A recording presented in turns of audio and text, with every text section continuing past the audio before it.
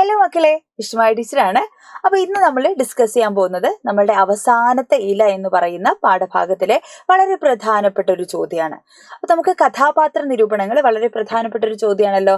അപ്പൊ അവസാനത്തെ ഇല എന്ന് പറയുന്ന പാഠഭാഗത്തിലെ കഥാപാത്രമാണ് ബർമാൻ എന്ന കഥാപാത്രം, അല്ലെ? അപ്പൊ ബർമാന്റെ പ്രത്യേകതകൾ എന്തൊക്കെയാണ്? അപ്പൊ ബർമാന്റെ പ്രത്യേകത എന്താണ്? അയാളെ ജീവിതത്തിൽ ഇതുവരെയും എന്ത് ചെയ്തിട്ടില്ല, ഒരു മാസ്റ്റർ പീസ് ചിത്രം പോലും വരച്ചിട്ടില്ല, അല്ലെ? അപ്പൊ അദ്ദേഹത്തിന്റെ ജീവൻ തന്നെ വില കൊടുത്ത് അദ്ദേഹം അവസാനം വരയ്ക്കുന്ന ചിത്രമാണ് അദ്ദേഹത്തിന്റെ മാസ്റ്റർ പീസ് ചിത്രമായി മാറുന്നത്, അല്ലെ? അപ്പൊ ബർമാന്റെ പ്രത്യേകതകൾ ചോദിക്കുന്ന സമയത്ത് ഒരു വിരൂപനായ വൃദ്ധൻ, ആ വാക്കുകൾ നമ്മൾ പാഠപുസ്തകത്തിൽ അങ്ങനെ കൊടുത്തുകൊണ്ടാണ് നമ്മൾ അത് ഉപയോഗിക്കുന്നത്. അപ്പൊ അങ്ങനെ ഒരു വൃദ്ധനാണ്.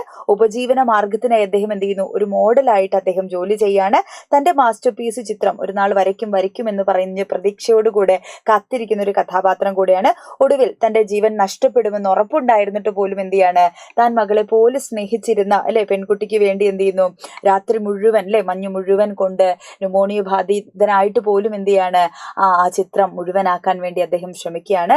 ഒടുവിൽ എന്താണ്, ആ ചിത്രം വരച്ചു വെച്ചതാണ് എന്ന് പോലും അറിയാതെ, അല്ലെ, അത് യഥാർത്ഥത്തിലുള്ളൊരു ചിത്രമാണ്, ഇലയാണ് എന്ന വിശ്വാസത്തിൽ, അല്ലെ, ഒരു പെൺകുട്ടിയുടെ ജീവൻ തന്നെ എന്ത് ചെയ്യാണ്, തിരിച്ചു കിട്ടുകയാണ്. അങ്ങനെ സ്വന്തം ജീവൻ ഉപേക്ഷിച്ചുകൊണ്ട് മറ്റൊരാളുടെ ജീവന്, അല്ലെ, വില കൊടുക്കുകയും ആ ജീവൻ ജീവിതത്തിലേക്ക് തിരിച്ചു കൊണ്ടുവരികയും ചെയ്തിട്ടുള്ള വളരെ പ്രധാനപ്പെട്ട കഥാപാത്രങ്ങളിൽ ഒരാളാണ് ആര്, ബർമാന്റെ കഥാപാത്രം.